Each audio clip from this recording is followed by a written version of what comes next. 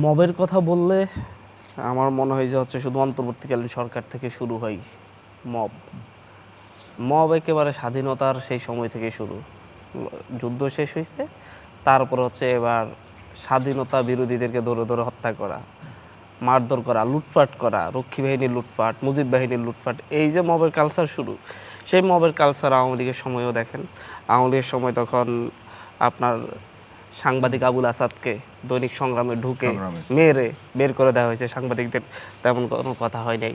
Court চত্বরে সাংবাদিক মাহমুদুর রহমানের উপর যে হামলা করা হয়েছে, এগুলো মব না। বেগম জিয়ার উপর যে হামলাটা করা হয়েছিল 2015 সালে, যখন আমি বিষয়টা বলতেছি, এই কালচারটা আমাদের অস্থি মজ্জার সাথে জড়িত। এখন শুধু মব কালচার শব্দটা কেন জানি মনে হচ্ছে যাচ্ছে এখন শুধু এই সময়ে এসে অভ্যুত্থানে যারা অংশগ্রহণ করেছে বা অভ্যুত্থানের সাথে রিলেটেড যে রাজনৈতিক দলগুলা, এখন ধরুন হচ্ছে অন্তর্বর্তীকালীন সরকারের সময় বৈষম্যবিরোধী ছাত্র আন্দোলন, এখন এসে বিএনপি ছাত্রদল যুবদল, এদেরকে ইঙ্গিত করে কথা বলার জন্য এটা ব্যবহার করা হচ্ছে। না, কিন্তু এই জায়গায় হান্নান মাসুদ এমপি একটা অভিযোগ আছে, সেই অভিযোগটা আমি আপনার কাছে তুলে ধরছি, আপনার পর্যালোচনা শুনবো। সেটা বলা হচ্ছে যে অন্তর্বর্তীকালীন সরকারের সময় মব মহামারী আকার ধারণ করেছে। না, এটা ভুল ধারণা। এটা আমি এটার সাথে একেবারেই দ্বিমত পোষণ করতেছি।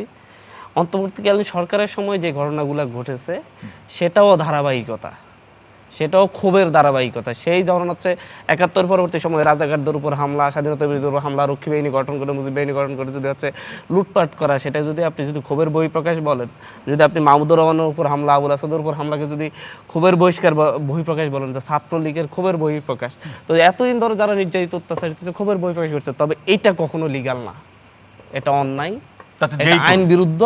এটা যেই করুক, এটাকে যদি হচ্ছে সঠিকভাবে যদি হচ্ছে আইনের আওতায় যদি আনা হয়, আইনের আওতায় যদি আনা যায়, তাহলে হচ্ছে এটা বন্ধ হওয়ার কথা। সেটা কিন্তু বন্ধ হচ্ছে না। আপনার কয়েকদিন আগে শাহবাগ থানায় যে মবটা করা হয়েছে, কয়জন অ্যারেস্ট হয়েছে, মামলা নেওয়া হয়েছে কিনা সাংবাদিকদের হামলার? কেন হয় নাই? এইটা সরকারি দল সবচেয়ে ভালোভাবে বলতে পারবে। সরকারি দল যখন হচ্ছে গিয়ে এই যে তিতুমির কলেজে শিক্ষার্থীরা ছাত্রীরা গতকালকে যখন আন্দোলন করতেছিল, তাদেরকে বেশ্যমাগী বলে গালি দেওয়া হয়েছে, একেবারে ছাত্রদল পোস্টেড। এটা ব্যাপারে কিন্তু হচ্ছে কোনো বুদ্ধিজীবীদের জায়গা থেকে একেবারে সোশ্যাল মিডিয়া কিংবা হচ্ছে সুশীল সমাজে বড় ধরনের কোনো ইয়া নেই। নিয়মিত এই একটা ধরুন হচ্ছে একটা গ্রুপকে সেবাদাসী হিসাবে পোস্টেড, একেবারে ঢাকা বিশ্ববিদ্যালয়ের শীর্ষ নেতারা মিলে পোস্ট করে, এটা আমরা দেখি। নারীদের প্রতি এটা অবমাননা হয় না। বাংলাদেশে আসলে হচ্ছে কিছু কিছু বিষয়, বাংলাদেশে এই যে আপনার আইন শৃঙ্খলা অবনতি বলেন, কারণ বাংলাদেশে আইনটা আসলে কার জন্য প্রযোজ্য সেটাকে ঠিক করা দরকার। স্বরাষ্ট্রমন্ত্রী যদি ইয়াতে গিয়ে বলে, থানায় গিয়ে বলে যাচ্ছে বিএনপি ছাত্র দলের লোকজন আইনের অধীনে কোনো কিছু নিয়ে আসলে তাদেরকে সুযোগ করে দিও। শুধু বিএনপি ছাত্রদল বলতে হবে কেন? বাংলাদেশের জনগণ আসলে বলতে হবে। এমনকি হচ্ছে যদি আইনের ভিতর থেকে যদি হচ্ছে জামাতের কেউ কোনো নালিশ নিয়ে যায়, সেটা কি পুলিশ দেখবে না? এনসিপির কেউ নিয়ে গেলে কি সেটা দেখবে না?